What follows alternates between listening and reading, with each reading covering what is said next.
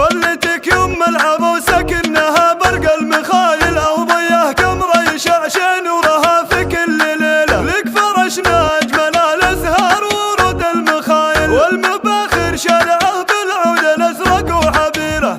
هذه النسخة للاستماع فقط. جميع الحقوق والنشر والتوزيع محفوظة. ثم ارحبي اللي علينا يا الأميرة، شيخة الشيخات أم أحمد عريبة السلايل. افرحي بالحبايب فعلنا الفرحة الكبيرة، طلتك يم العروسة كأنها برق المخايل، أو ضيا قمر يشعشع نورها في كل ليلة. لك فرشنا أجمل الأزهار ورود المخايل، والمباخر شارعه بالعود الأزرق وعبيره. ياللي زينك فارق في الغوالي والمثايل، لا حضرتي يم أحمد كلنا نوقف لسيرة. يا الكريمة يا الأصيل الشامخة بنت الحمايل، فيك بيب وعقل وصالك كلها جزيلة. بنت شيخ بطيبة وشيخ بأكبر الفعايل، وإبراهيم شيخ عسى الفردوس مثواه مصيره. وافرحي يا ريما يجمل عروسه بالخصايل، الله يهنيك بالفرحة أساس بيدك سهيرة. يا غزال الحور يا تاج الحسن وأم الجدايل، من جمالك والله إنه صادق